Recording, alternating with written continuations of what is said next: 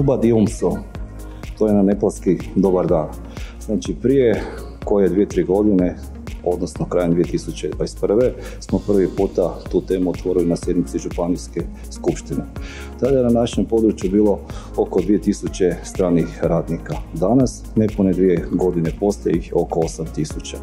Pokrenuli smo proces integracije stranih radnika koji borave i rade na području Varaždinske županije, kako i na kojih način ih integrirati među građanke i građane naše županije, kako bi im olakšali život.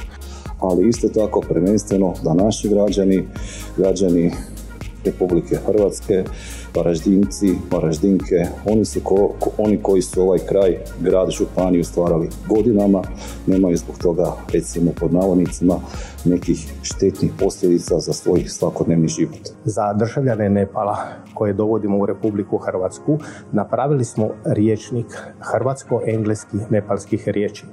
Kako bi im olakšali da što brže i što lakše nauče jezik, rječnik smo napravili putem sličica kako bi im mogli prezentirati putem sličice da lakše nauče pojedine riječi.